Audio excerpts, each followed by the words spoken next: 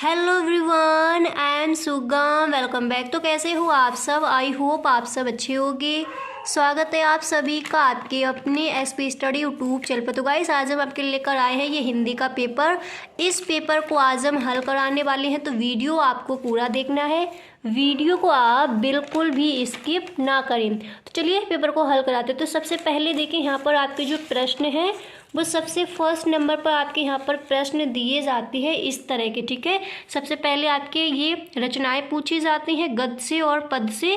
तो पहले हम आपको बताएंगे कि इस बार के बोर्ड एग्जाम के लिए आपकी कौन कौन सी रचनाएं इंपॉर्टेंट है, कौन कौन सी रचनाएं आपकी इस बार के बोर्ड एग्जाम में आ सकती हैं। तो यहाँ पर देखिए, जो आपकी सबसे फर्स्ट रचना है वो मैंने यहाँ पर ली है। देखिए, यहाँ पर जो आपकी फर्स्ट रचना है वो यहाँ पर दी गई है। इसको आप तैयार कर लीजिए कि स्कंदगुप्त नाटक के लेखक हैं। तो स्कंदगुप्त नाटक के लेखक कौन हैं? जयशंकर प्रसाद। ठीक है, इतना समझ आ गया। अब इसके बाद देखिए, जो आपकी नेक्स्ट रचना है वो मैंने यहाँ पर ली है। ये इस बार के बोर्ड एग्जाम में पूछी जा सकती है। तो रचना आपकी यहाँ पर दी गई है कि बाबू गुलाब राय की आत्मकथा है। अब यहाँ पर देखिए, आपका पूरा पेपर जो है वो मैंने हल करके रखा है, आप देख सकते हो। पूरा पेपर मैं आपको हल कराने वाली हूँ, तो वीडियो में आप एंड तक बने रहें। वीडियो को आप बिल्कुल भी स्किप ना करें। ओके, अब इसके बाद देखिए, जो आपकी नेक्स्ट रचना है वो मैंने यहाँ पर ली है कि आनंद कादम्बिनी पत्रिका का संपादन करते हैं। तो आपको 4 ऑप्शन दिए जाएंगे। उन 4 ऑप्शन में आपका जो सही ऑप्शन है वही आपको लिखना है। तो यहाँ पर आपका सही ऑप्शन हो जाएगा बद्री नारायण चौधरी प्रेमगन। इसके बाद देखिए, जो नेक्स्ट है वो मैंने यहाँ पर लिया कि कलम का सिपाही जीवनी विधा की रचना है। मतलब इसमें पूछा गया है कि जीवनी विधा के लेखक कौन है? कलम का सिपाही। तो कौन है? अमृत राय। ओके, अब इसके बाद जो आपका नेक्स्ट है, ये कई बार बोर्ड एग्जाम में ये क्वेश्चन रखा गया है कि हिंदी का पहला मौलिक उपन्यास है। तो हिंदी का पहला मौलिक उपन्यास कौन सा है? परीक्षा गुरु। तो देखिए, इसी तरह के आपके प्रश्न आते हैं।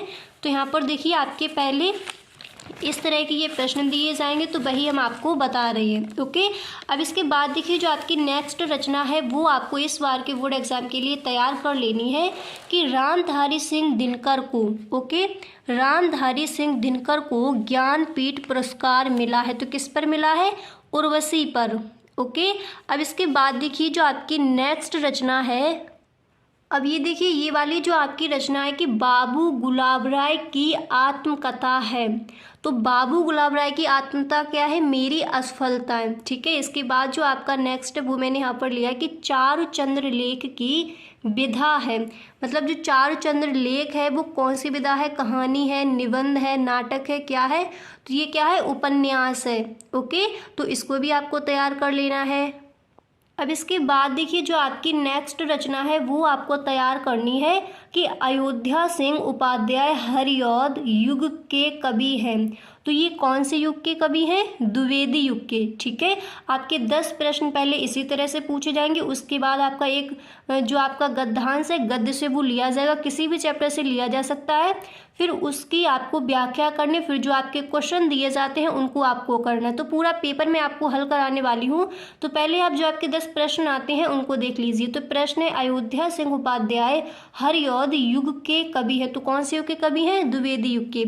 अब इसके बाद देखिए, जो आपका अगला प्रश्न है वो यहाँ पर दिया गया है कि तार सप्तक के संपादक हैं। तो तार सप्तक के संपादक कौन है? अंगेजी। ओके, अब इसके बाद देखिए, ये भी आपको तैयार कर लेना है कि सुमित्रा नंदन पंत को ज्ञानपीठ पुरस्कार उनकी किस रचना पर मिला था। ठीक है, सुमित्रा नंदन पंत को ज्ञानपीठ पुरस्कार किस रचना पर मिला था? चिदंबरा पर। अब इसके बाद देखिए, जो नेक्स्ट है, ये भी इस बार बोर्ड एग्जाम में पूछा भी गया था कि अगे ने तार सप्तक का प्रकाशन किया।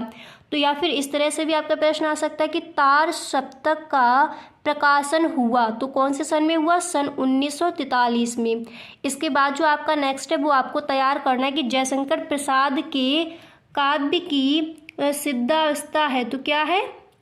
कामायनी। ओके, अब इसके बाद देखिए, जो आपका नेक्स्ट है वो आप इसको भी देख लीजिए कि छायावदोत्तर काल के कवि है। तो कौन है? सूर्यकांत त्रिपाठी निराला। तो देखिए जो इस बार के बोर्ड एग्ज़ाम के लिए जो आपकी इम्पोर्टेंट रचनाएं हैं वही रचनाएं मैंने आपको बताई हैं, ठीक है। मैंने सारी रचनाएं आपकी छांट के रखी थी जो इस बार के बोर्ड एग्ज़ाम में आ सकती हैं, आज कीज जा सकती हैं, तो वही रचनाएं मैंने अभी आपको बताई हैं। तो जो आपके 10 क्वेश्चन आएंगे जो शुरुआत में, तो इतने आपको तैयार कर लेने हैं। अब देखिए यहाँ पर आपके, देखिए यहाँ पर आपका ये प्रश्न आएगा कि दिए गए गद्यांश पर आधारित, इसके बाद देखिए जो आपका प्रश्न होगा कि दिए गए गद्यांश पर आधारित निम्नलिखित प्रश्नों के उत्तर दीजिए। तो देखिए अभी जो आपका बोर्ड एग्जाम हुआ था 2023 में, तो उसमें आपका ये पेपर आया, तो जो आपकी ये वाली व्याख्या है वो दी गई थी, मतलब 2 दी जाती हैं, अथवा पहले आपकी ये दी गई थी, इसके बाद देखिए नेक्स्ट आपकी अथवा में ये वाली जो व्याख्या है वो दी गई थी। और इस तरह से आपको प्रश्न मिलेंगे कि उपर्युक्त गद्यांश का संदर्भ लिखना है और इस पैराग्राफ से ही आपको जो क्वेश्चन बनते हैं रेखा केंद्र की व्याख्या करनी होती है।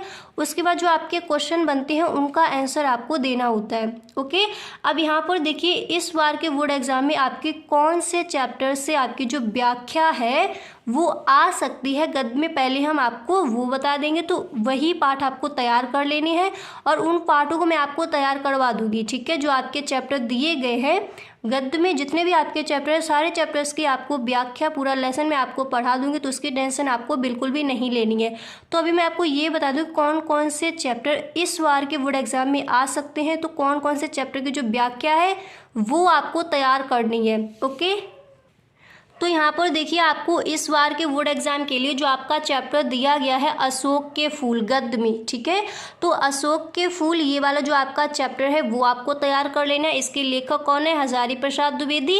और गद्य में देखिए 2 आपको दी जाएंगे, तो आप 2 की तैयार कर लीजिए, अथवा में पता नहीं आपके कौन से चैप्टर से आ जाए। एक तो आपकी ये वाली आ सकती है, दूसरी ये वाली आ सकती है, ठीक है। तो जो आपको बिल्कुल सही ढंग से पता हो वही आपको करनी। तो भाषा और आधुनिकता ये किसने लिखा है? सुंदर रेड्डी ने। तो आपको इस चैप्टर की जो आपकी परिभाषा है वो, इस चैप्टर जो आपकी व्याख्या है वो आपको देखनी है। और जो आपका अशोक के फूल वाला जो आपका पाठ दिया गया है इसको आपको तैयार कर लेना है।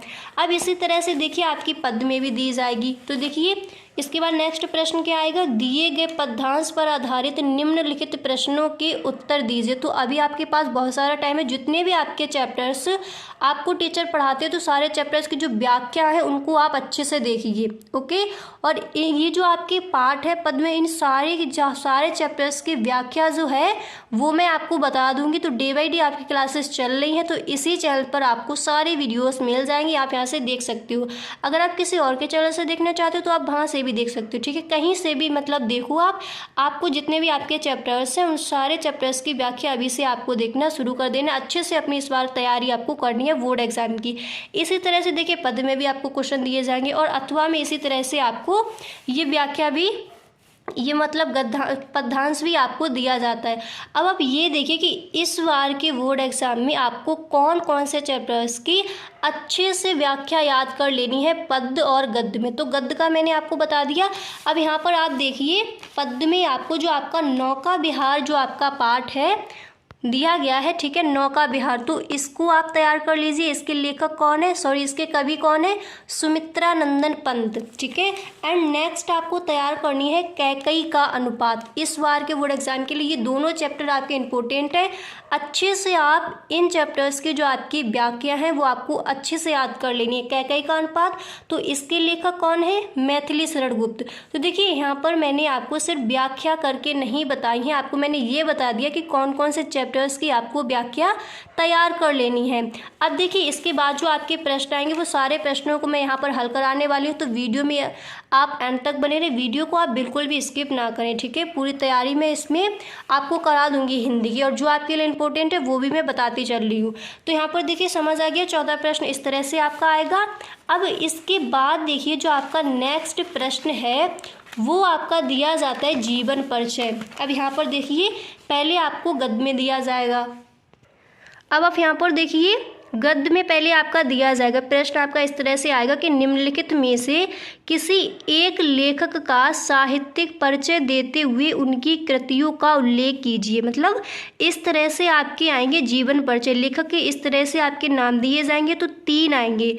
तो इस बार के बोर्ड एग्ज़ाम के लिए भी आपको जो ये 3 दिए गए हैं इनके अच्छे से तैयार कर लीजिए। तो अभी आपके पास टाइम है, जितने मैं आपको जीवन परिचय बताऊं जो इस बार के बोर्ड एग्ज़ाम के लिए इम्पोर्टेंट है, तो वो सारे जीवन परिचय आपको अच्छे से याद करने हैं। यहाँ पर मैं देखिए आपको वसुदेव शरण अग्रवाल का जीवन परिचय वो मैं आपको बताऊंगी कि किस तरह से आपको लिखना है। सॉरी, यहाँ पर आपका दिया गया है साहित्यिक परिचय, तो यहाँ पर मैं आपको बताऊंगी कि साहित्यिक परिचय आप किस तरह से लिखोगे। ठीक है, अब इसी तरह से आपका पद्य में भी दिया जाएगा, निम्नलिखित में से किसी एक कवि का साहित्यिक परिचय देते हुए उनकी प्रमुख रचना पर प्रकाश डालिए। तो इस बार के बोर्ड एग्जाम में देखिए सुमित्रा नंदन पंत का आया था, रामधारी सिंह दिनकर का जीवन परिचय पूछा गया था, और किसका आया था, मैथिली शरण गुप्त का। तो इस बार के बोर्ड एग्जाम के लिए आपको कौन कौन से लेखक हैं, जो आपके कौन कौन से कवि हैं, आपके पद में आपको किन किन का जीवन परिचय याद करना है, यानी साहित्यिक परिचय आप किन किन का याद करोगे वो भी मैं आपको बताने वाली हूँ। तो पहले आप देखिए कि वसुदेव शरण अग्रवाल का जीवन परिचय यानी साहित्यिक परिचय आप किस तरह से लिखोगे। तो यहाँ पर देखिए वसुदेव शरण अग्रवाल जी का जीवन परिचय, पहले मैं आपको बताऊंगी कि जीवन परिचय अगर आपका आता है तो वो आपको किस तरह से लिखना है। अगर आपका साहित्यिक परिचय पूछा जाए तो साहित्यिक परिचय आप किस तरह से लिखोगे।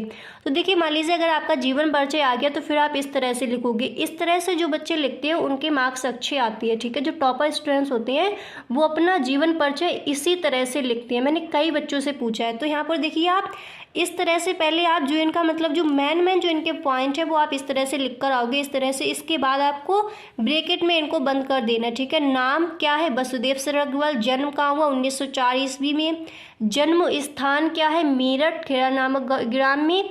इसके बाद शिक्षा एमए की थी इन्होंने। भाषा शैली क्या है, सरल सुसंगठित तथा परिमार्जित खड़ी बोली। शैली कौन कौन सी, विचारात्मक, विवरात्मक, गणेशात्मक, व्याख्यात्मक। रचनाएं भारत की एकता, कल्पवृक्ष, मातृभूमि आदि।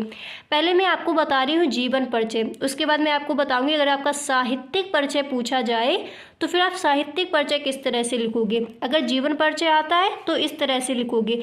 अब इसके बाद देखिए आपको यहाँ पर क्या करना है, इसके बाद देखिए यहाँ पर थोड़ा आपका रह गया है, फिर आप लिखोगे निधन। तो निधन कब हुआ था, 1966 ईस्वी में। साहित्य में स्थान, सुललित निबंधकार, टीकाकार व कुशल संपादक के रूप में। अब यहाँ पर देखिए आप हेडिंग डालोगे जीवन परिचय। ठीक है, जीवन परिचय किस तरह से लिखोगे वो यहाँ पर मैं आपको अभी बता रही हूँ।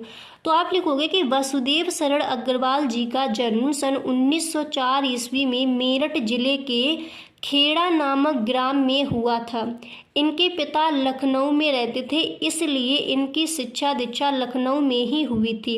ये बचपन से ही अपने पिता के साथ यात्रा करने जाते थे। ठीक है, इसके बाद आपको लिखना है यात्रा करने जाते थे, इसलिए साहित्य में मन अधिक लगने लगा तथा इन्होंने काशी हिंदू विश्वविद्यालय, इसके बाद आपको लिखना है तथा इन्होंने काशी हिंदू विश्वविद्यालय से एमए की शिक्षा प्राप्त की तथा पानकालीन भारत शोध पर इनको डी.लिट की उपाधि से सम्मानित किया गया। अब यहाँ पर देखिए ये तो आपका हो गया जीवन परिचय। अगर आपका साहित्यिक परिचय पूछा जाए तो देखिए इस बार के बोर्ड एग्जाम में आपका साहित्यिक परिचय ही पूछा गया, तो शायद अब जो आपका बोर्ड एग्जाम होगा उसमें आपका जीवन परिचय आ जाए। तो अगर आपका साहित्यिक परिचय आता है तो फिर आप इस तरह से ही पहले आपको हेडिंग, देखिए जीवन परिचय की आपको हेडिंग नहीं डालनी है। तो जिस तरह से मैंने वो आपका ब्रैकेट अभी बताया था शुरुआत में, तो उस तरह से पहले आप ब्रैकेट बनाओगे, फिर आपको लिखना है वसुदेव शरण अग्रवाल जी का साहित्यिक परिचय। आप हेडिंग इस तरह से डालोगे साहित्यिक परिचय, फिर आप साहित्यिक परिचय से ही स्टार्ट कर दोगे। तो मैंने जो आपको अभी मेन पॉइंट बताए थे तो उनको आप पहले लिखिए अगर आपका साहित्यिक परिचय पूछा जाता है, फिर आप एकदम से यहाँ से स्टार्ट कर दीजिए, यानी साहित्य में इन्होंने क्या क्या किया है वो आपको बताना है साहित्यिक परिचय अगर आपका पूछा जाए। ठीक है, तो फिर अगर साहित्यिक परिचय आता है तो आप इस तरह से लिखोगे कि अग्रवाल जी ने साहित्य में मुख्य रूप से पुरातत्व का गहन अध्ययन किया तथा दिल्ली में हिंदी विभाग में अध्यक्ष पद पर भी कार्य किया। इनकी कृतियों में राष्ट्र प्रेम, इसके बाद आप लिखोगे राष्ट्र प्रेम की भावना जागृत हुई है। जहाँ पर इन्होंने कुछ कठिन शब्दों का प्रयोग किया, वहीं दूसरी तरफ शब्दों पर स्पष्ट रूप से व्याख्यात्मक रूप से समझाया गया है। इनकी कृतियों में कई कई अटपटे शब्दों को भी देखने को मिलता है, पर राष्ट्र प्रेम में इन्होंने कहीं पर भी कमी नहीं आने दी। साहित्य में अग्रवाल जी ने, इसके बाद आप लिखोगे साहित्य में अग्रवाल जी ने पुरातत्व का गहन अध्ययन किया है। साहित्य में भी इन्होंने अपना पूरा योगदान अपनी लगन से दिया है, अतः इनकी भाषाओं में अखंड विद्वता के दर्शन मिलते हैं। इनकी मुख्य कृतियाँ इस प्रकार हैं। फिर जब देखिए आप कृतियाँ लिखोगे तो इस तरह से पहले आपको हेडिंग डालनी है कृतियाँ, ओके। इस तरह से आप हेडिंग डालोगे कृतियाँ, फिर आप लिखोगे कि अग्रवाल जी ने कई रचनाएं लिखी हैं, उनमें राष्ट्र के प्रति प्रेम जागृत है। देखिए जीवन परिचय अगर आपको याद नहीं होता है तो आप इस वीडियो को 1 या फिर 2 बार देखिए, ध्यान से देखिए। उसके बाद जिस तरह का मैंने यहाँ पर जीवन परिचय लिखा है और साहित्यिक परिचय आपको जिस तरह से बताया है उसी तरह से आप देखिए, 100% आपको याद हो जाएगा। आप एक बार वीडियो देखिए, ध्यान से सुनिए, उसके बाद अगर आप दोबारा देखना चाहते हो तो दोबारा भी देख लीजिए, फिर आपको अच्छे से जीवन परिचय याद हो जाएगा। मुझे ऐसा लगता है कई स्टूडेंट्स को याद हो गया है, तो आप देखिए आपको भी याद हो जाएगा। मैंने एकदम सरल भाषा में यहाँ पर आपको जीवन परिचय और साहित्यिक परिचय लिखकर बताया है। तो जब कृतियाँ आप हेडिंग डालोगे उसके बाद आपको इस तरह से एक लाइन लिख देनी है, फिर आप लिखोगे रचनाएं। तो फिर आपको लिखना है कि भारत भारती, इसके बाद आप लिखोगे संस्कृत कला और संस्कृति, कर्म भूमि, भाग्यधारा, भारत की एकता आदि। इसके बाद आपको हेडिंग डालनी है शोध, उसमें आप लिखोगे पांडकालीन भारत शोध। अब इसके बाद जो आपकी नेक्स्ट हेडिंग है वो आपको डालनी है भाषा शैली, ठीक है। नेक्स्ट हेडिंग आपकी पड़ेगी भाषा शैली, और उसके बाद आप यहाँ पर फर्स्ट हेडिंग डालोगे भाषा। इसमें आप लिखोगे कि अग्रवाल जी की भाषा सरल, सुसंगठित व परिमार्जित खड़ी बोली है। इनकी भाषा में विद्वानता व पांडित्य के दर्शन होते हैं। इनकी भाषा में स्पष्टता दिखाई देती है। इस तरह से आपको लिखना है। इसके बाद आप हेडिंग डालोगे शैली, वहाँ पर भाषा हो गया, फिर आपको हेडिंग डाली है शैली। इसमें आप लिखोगे अपनी रचनाओं में अग्रवाल जी ने कई शैलियों का प्रयोग किया है, पर इनकी प्रमुख शैलियाँ इस प्रकार हैं। देखिए अगर आप अपना साहित्यिक परिचय सही ढंग से इसी तरह से लिखकर आते हो तो एग्जामिनर आपको फुल मार्क्स ही देकर जाएगा 100%। तो आप कोशिश कीजिए कि जिस तरह का मैंने यहाँ पर बताया है उसी तरह से आपको अपना साहित्यिक परिचय या फिर जीवन परिचय इसी तरह से आप लिख कर आओ, ठीक है। आप हेडिंग डालोगे प्रमुख शैलियाँ, फिर आप यहाँ पर लिखोगे वर्णनात्मक शैली, व्याख्यात्मक शैली और गणितात्मक शैली। तो पहले आप बताओगे कि वर्णनात्मक जो शैली है वो क्या है, ठीक है।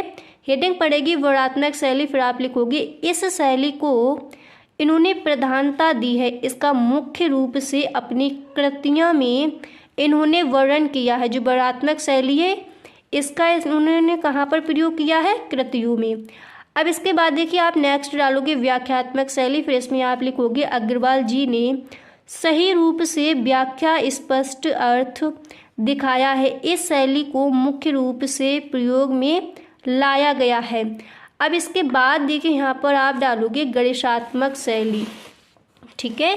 जो आपकी तीसरी शैली है वो क्या है, गणितात्मक शैली। तो इसमें आप लिखोगे कि पांडकालीन भारत शोध में इन्होंने मुख्य रूप से गणितात्मक शैली का प्रयोग किया है। फिर देखिए एंड में आपको डालना है साहित्य में स्थान, ठीक है। फिर इसमें आप लिखोगे कि अग्रवाल जी ने कई लेखकों को पीछे छोड़कर अपनी कृतियों की छटा बिखेरी है। जहाँ साहित्य श्रृंगार रस की दल दल में फंसा था, अग्रवाल जी ने उसे राष्ट्र प्रेम की ओर मोड़ दिया। साहित्य में इनका स्थान सुललित निबंधकार, टीकाकार व कुशल संपादक के रूप में प्रसिद्ध है। तो आई होप आपको समझ आ गया होगा कि वसुदेव शरण अग्रवाल जी का आप जीवन परिचय आए तो वो आप किस तरह से लिखोगे, या फिर आपका साहित्यिक परिचय पूछा जाए तो वो आप किस तरह से लिख कर आओगी। तो अब यहाँ पर देखिए आपके प्रश्न थे कि वसुदेव शरण अग्रवाल जी का, हजारी प्रसाद द्विवेदी जी का, प्रोफेसर जी सुंदर रेड्डी जी का। तो मैंने आपको वसुदेव शरण अग्रवाल जी का बता दिया कि वासुदेव शरण अग्रवाल जी का आप जीवन परिचय, साहित्यिक परिचय किस तरह से लिख कर आओगे। अब यहाँ पर देखिए पद में आपके प्रश्न आए थे कि निम्नलिखित में से किसी एक कवि का साहित्यिक परिचय देते हुए उनकी प्रमुख रचनाओं पर प्रकाश डालिए। तो आपका आया था सुमित्रानंदन पंत जी का, रामधारी सिंह दिनकर जी का और मैथिली शरण गुप्त जी का। तो देखिए इस बार के भी बोर्ड एग्जाम में आपके मैथिली शरण गुप्त जो है उनका इस बार भी आपका जो जीवन परिचय है वो आ सकता है। तो मैंने यहाँ पर आपका मैथिली शरण गुप्त जी का आपको जीवन परिचय लिखकर बताया है। अब यहाँ पर देखिए आपका दिया गया था कि साहित्यिक परिचय, तो साहित्यिक परिचय मैं आपको बता चुकी हूँ, उसी तरह से आप लिखोगे। पहले आप ब्रैकेट बनाओगे, फिर उसमें जो उनके मेन पॉइंट है उनको आप लिख दीजिए। उसके बाद आप हेडिंग डालोगे सीधे साहित्यिक परिचय। जीवन परिचय आपको हेडिंग नहीं डालनी है, फिर आप साहित्यिक परिचय हेडिंग डालोगे। साहित्य में इन्होंने जो जो किया है वो आपको लिख देना है, ठीक है। ऐसे आप साहित्यिक परिचय लिख कर आओगे। अब यहाँ पर आप देखिए मैथिली शरण गुप्त जी का जीवन परिचय आपको किस तरह से लिखना है, आप किस तरह से मैथिली शरण गुप्त जी का जीवन परिचय लिख कर आओगे। तो देखिए जीवन परिचय आप इस तरह से लिखोगे, आपको हेडिंग डाली है मैथिली शरण गुप्त संक्षिप्त परिचय, ठीक है। अगर आप इस तरह से हेडिंग नहीं डालना चाहते तो आप डाल सकते हो मैथिली शरण गुप्त, फिर आप नीचे हेडिंग डालोगे जीवन परिचय।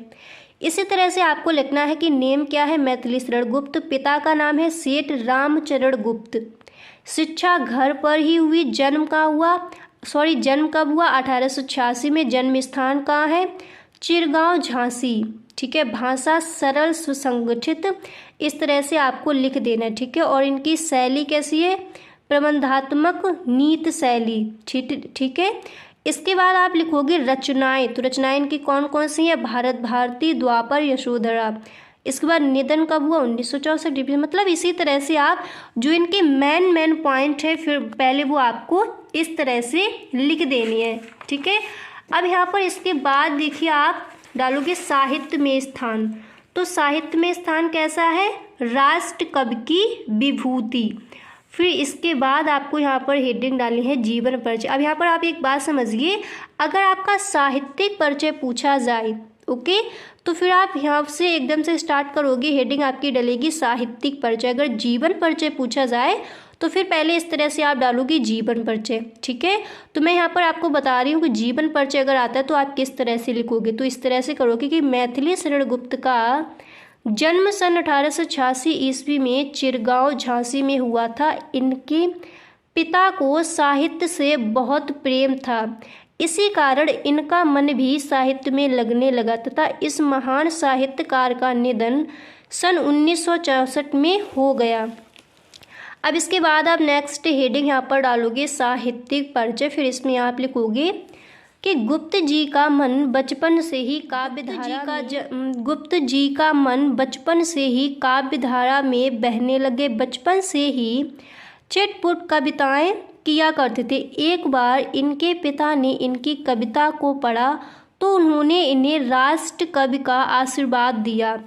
वह सच हो गया। इनके पिता की कुछ ही दिनों बाद मृत्यु हो गई, जिससे ये बहुत दुखी हुए। कुछ दिनों पश्चात इनकी मुलाकात महावीर प्रसाद द्विवेदी से हुई। द्विवेदी जी के संपर्क में आने से ये अपनी रचनाएं सरस्वती पत्रिका में लिखने लगे, ठीक है। ये अपनी रचनाएं सरस्वती पत्रिका में लिखने लगे। फिर देखिए इसके आगे आपको लिखना है कि इनकी पहली पुस्तक रंग में भंग का प्रकाशन सन 1909 में हुआ, पर गुप्त जी को इससे ख्याति नहीं मिली। 1912 में इन्होंने भारत भारती नामक पुस्तक का प्रकाशन किया, जिससे इन्हें पूरे विश्व में ख्याति प्राप्त हुई। अब इसके बाद देखिए आप लिखोगे कि गुप्त जी ने साहित्य में कुल 45 मौलिक काव्य लिखे, जो इस प्रकार है, ठीक है। इस तरह से आप लिखोगे। देखिए जो अब आप इनके ये इस तरह से मौलिक काव्य लिखने के बाद जो आप लिखोगे तो ये आपको ब्लैक पेन से लिखना है। जिस तरह से मैंने लिखा है इसी तरह से आप लिखोगे तो एग्जामिनर आपको फुल मार्क्स ही देकर जाएगा। तो आप लिखोगे भारत भारती, यशोधरा, पंचवटी, द्वापर, शकुंतला, किसान आदि इनके काव्य हैं। अब इसके बाद जो आपकी नेक्स्ट हेडिंग है वो आपको डालनी है काव्यगत विशेषता। देखिए जब आप पद्य में जीवन परिचय या फिर साहित्यिक परिचय लिखोगे तो काव्यगत जो विशेषताएं हैं वो आपको लिखनी है, ठीक है। तो फर्स्ट हेडिंग आपको डालनी है भाव पक्ष। फिर इसमें आप लिखोगे गुप्त जी ने अपने रचनाओं में कई रसों की छटा बिखेरी है। इनकी कृतियों में मार्मिक रूप से वर्णन, किया गया है। पंचवटी में कवि ने प्रकृति का बड़ी सुंदरता से वर्णन मिलता है जो इस प्रकार है। ठीक है, फिर आपको ये लिख देना है कि ये तो आपको याद भी होगा। तो इसी तरह से आप ब्लैक पेन से लिखोगे, चारु चंद्र की चंचल किरणें खेल रही हैं जलथल में, स्वच्छ चांदनी बिछी हुई है अग्नि और अंबर तल में, पुलक प्रकट करती है धरती हरित तृणों की नोकों से, मानो झीम रहे हैं तरबी मंद पवन के झोंकों से। अच्छे से आप एक दो बार पढ़िए, अच्छे से आपको याद हो जाएंगे। तो इस तरह से पहले आप लिखोगे, फिर इसके आगे आपको लिखना है कि पंचवटी में कवि ने सुबह की दशा को मनोरम चित्रण किया है। इसके बाद आप लिखोगे कलापच। ठीक है, हेडिंग पड़ेगी कलापच। फिर आप लिखोगे मैथिली शरण गुप्त जी ने अपनी भाषा शैली में देहाती शब्दों का भी प्रयोग किया है, इनकी कृतियाँ शुद्ध स्पष्ट है। नेक्स्ट हेडिंग आपको डालनी है भाषा शैली। फिर आप लिखोगे भाषा, इसमें आप लिखोगे गुप्त जी की भाषा सरल सुसंगठित संस्कृतनिष्ठ प्रसाद तथा ओज गुण से युक्त है, इनकी भाषा में पांडित्य के दर्शन होते हैं। नेक्स्ट आपको हेडिंग डाली है शैली। फिर आप लिखोगे इनकी प्रमुख शैलियाँ निम्नवत है, प्रबंधात्मक शैली, नीति शैली, विवरणात्मक शैली। तो पहले आप बताओगे कि प्रबंधात्मक शैली क्या है। आप लिखोगे इस शैली का प्रयोग इन्होंने अपनी कई रचनाओं में किया है, प्रबंध से सभी शब्दों का प्रयोग हुआ है। नेक्स्ट आपको लिखना है साहित्य में स्थान। तो फिर आप लिखोगे कि गुप्त जी ने साहित्य में बहुत महत्वपूर्ण योगदान दिया है।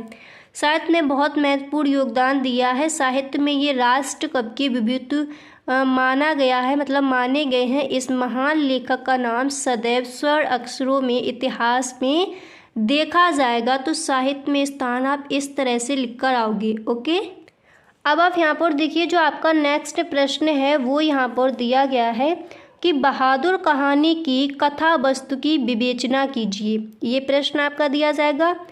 अब इसके बाद देखिए अथवा में आपका ये प्रश्न आएगा कि पंचलाइट अथवा ध्रुव यात्रा कहानी के उद्देश्य पर प्रकाश डालिए। तो यहाँ पर मैंने जो आपकी पंचलाइट कहानी है वो मैंने पूरी कहानी आपको यहाँ पर लिखकर बताई है। ठीक है, तो पहले आप इसको देख लीजिए, उसके बाद जो आपके नेक्स्ट प्रश्न है वो हम आपको बताएंगे। तो यहाँ पर देखिए जो आपकी पंचलाइट कहानी है वो क्या है उसको आप समझिए। इसको भी देखिए आप एक दो बार ही आपको देखनी पड़ेगी, अच्छे से आपको ये भी याद हो जाएगी। तो वीडियो आप पूरा देखिए और अच्छे से सुनिए। ठीक है, तो देखिए यहाँ पर मैंने सबसे पहले लिखा है पिछले 15 महीनों से दंड जुर्माने के पैसे जमा करके महतो टोली ने एक पेट्रोमैक्स खरीदा। कहानी को ध्यान से सुनिए, जिसे गांव के लोग पंचलाइट कहते हैं। पंचलाइट खरीदने के बाद जो कुछ पैसे बचे उससे सामग्री का सामान खरीद लिया। गांव की 8 पंचायतें एकजुट होकर पंचलाइट खरीदा है। पंचलाइट रास्ते में आते समय हिल डुल रहा है। जब पंचलाइट गांव में आ गया तो उसे बड़ी आसानी से नीचे उतारा गया। सभी पंचों ने मुंह पर मुस्कुराहट छाई हुई थी। पंचलाइट को देखकर 52 टोले के लोगों, ठीक है, पंचलाइट को देखकर 52 टोले के लोगों ने कहा क्या है, लालटेन है। ठीक है, इसके बाद आप लिखोगे कि पंचों ने कहा कि पंचलाइट गांव वाले मन में कहने लगे, ओके, इन्हें अपनी डबरी भी माचिस लगेगी, हमारा पंचलाइट लालटेन। गांव में सभी तैयारी, इसके बाद आपको लिखना है तैयारी हो चुकी थी, पर अब, इसके बाद आप लिखोगे अब बात यहाँ पर अटकी थी कि पंचलाइट जलाए कौन। ठीक है, पंचलाइट जलाए कौन, ऐसा नहीं है पूरे गांव में किसी को पंचलाइट जलाना ही नहीं आता, पर वे दूसरी पंचायत के लोग हैं। इसके बाद आप लिखोगे कि सरदार से लेकर सभी के मुंह पर उदासी छा गई कि पंचलाइट कैसे जलाया जाए। 52 टोली ने कहा पंचलाइट के सामने 2, 3 या 5 बार उठो बैठो। ठीक है, फिर आप लिखोगे उठो बैठो तभी जल जाएगा। इसके बाद आप लिखोगे इससे पंचों को बहुत कष्ट हुआ। गांव में काकी की लड़की मुनरी यह जानती थी कि गोधन पंच लाइट जलाना जानता है। इसके बाद आप लिखोगे कि पंच लाइट जलाना जानता है।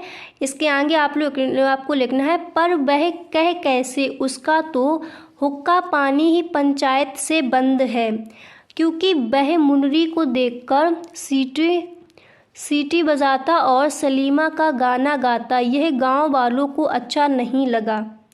ठीक है, फिर इसके बाद आपको लिखना है कि यह गांव वालों को अच्छा नहीं लगा, तभी उसे पंचायत से निकाल दिया गया था। मुनरी ने यह बात अपनी सहेली से कही। उसकी सहेली ने कहा, कौन गोधन कौन जला लेगा। पंचलाइट यह बात सरदार के कानों तक पहुंच गई। इसके बाद आप लिखोगे, उन्होंने दीवान की तरफ देखा, दीवान ने पंचों की तरफ। फिर इसके बाद आपको लिखना है कि इसके बाद आप लिखोगे, सबने सोचा बाहर तो निकालना पड़ेगा, क्योंकि यहाँ तो जाति का तेल निकल रहा है। गांव वालों ने कहा, गोधन को बुला लो, नहीं तो कल मुंह नहीं दिखा पाएंगे। तभी छड़ी वाले को गोधन को बुलाने के लिए भेजा गया। इसके बाद आप लिखोगे कि गोधन ने आने से इनकार कर दिया। तभी काकी ने कहा, मैं जाकर देखती हूँ। फिर गोधन चला आया। अब गोधन ने पंचलाइट जलाने के लिए स्पिरिट की मांग की, पर स्पिरिट भी नहीं था। फिर गांव वालों के चेहरे लटक गए, पर गोधन बड़ा होशियार लड़का था। उसने कहा कि गरी का तेल ले आओ। मुरली भागती हुई गई, वह गरी का तेल ले आई। गोधन ने गरी का तेल डालकर फूंकना शुरू किया तथा पंप को हवा भरी। तभी कुछ सनसनाहट की आवाज़ पंचलाइट से निकलने लगी, कुछ रोशनी हुई और फिर पूरे में प्रकाश फैल गया। सभी गांव वालों का मैल दूर हुआ। सरदार ने गोधन को गले से लगाया और सभी ने कहा कि गोधन एक होनहार लड़का है। काकी बोली, गोधन शाम का भोजन मेरे घर। सरदार और फिर इसके बाद आप लिखोगे, सरदार बोले, खूब गाओ अब सलिया का गाना। गोधन ने सराहत से मुनरी की ओर देखा। आंखों ही आंखों में बातें चार हुई तथा मुनरी ने शर्माकर नज़र नीचे झुका ली। पंचलाइट के जलने से पूरे गांव का पत्ता पत्ता हर्षित हो रहा था। तो देखिए, जो आपकी पंचलाइट कहानी है वो आपको इस तरह से लिखनी है। ठीक है, आई होप आपको समझ आ गई होगी। एक या फिर दो बार ही आपको पढ़नी पड़ेगी, अच्छे से आपको ये कहानी याद हो जाएगी। ठीक है, अब यहाँ पर देखिए, पेपर में जो आपका ये वाला प्रश्न था वो मैंने आपको बता दिया। इसके बाद आपका नेक्स्ट प्रश्न आएगा कि स्वपठित खंड काव्य के आधार पर किसी एक खंड के एक प्रश्न का उत्तर दीजिए। तो इस तरह से आपके काव्य खंड यहाँ पर दिए गए हैं। तो आपको यहाँ पर कौन सा करना है, ये आलोक व्रत वाला। ठीक है, किसी एक खंड का एक का प्रश्न का आंसर देना है। तो जो ये वाला, ये देखिए सारे आपके अथवा में ही दिए गए हैं। तो ये 4 नंबर पर जो आपका दिया गया है कि आलोक व्रत खंड काव्य के आधार पर गांधी जी की चारित्रिक विशेषताओं पर प्रकाश डालिए। इसके बाद अथवा में ये भी प्रश्न आपका दिया गया है कि आलोक व्रत खंड काव्य के तृतीय सर्ग की कथा वस्तु लिखिए। तो जो ये वाला आपका प्रश्न है ये मैं आपको यहाँ पर करके बता रही हूँ। तो यहाँ पर देखिए, आपका जो तृतीय सर्ग है वो पूछा गया। तो यहाँ पर मैं आपको प्रथम द्वितीय तृतीय तीनों ही बता दे रही हूँ। अगर इस बार के बोर्ड एग्जाम में आपका प्रथम आ जाए तो आप प्रथम भी लिख सको, अगर आपका प्रथम और द्वितीय आ जाए तो आप वो सर्ग भी लिख सको। तो जब प्रथम सर्ग आप लिखोगे तो सबसे पहले तो आप हेडिंग डालोगे आलोक व्रत। उसके बाद इस तरह से आप लिखोगे प्रथम सर्ग, फिर इसमें आप लिखोगे भारत का स्वयं अतीत। ठीक है, ये आपका प्रथम सर्ग, तो आप पहले इस तरह से हेडिंग डालोगे। फिर आप लिखोगे सन 1857 ईस्वी के स्वतंत्रता संग्राम के ठीक 12 वर्ष बाद गांधी जी का जन्म हुआ। गांधी जी के व्यक्तित्व से दानवीय तथा वैश्विक शांतियाँ डगमगा गई। गांधी जी के रूप में भारतीय जनता को एक नया जीवन दान मिला। ठीक है, मैंने थोड़ा शॉर्ट में ही करके यहाँ पर आपको बताया। इसके बाद देखिए, आपको जो अब आप नेक्स्ट लिखोगे द्वितीय सर्ग, तब आप हेडिंग डालोगे गांधी जी का प्रारंभिक जीवन।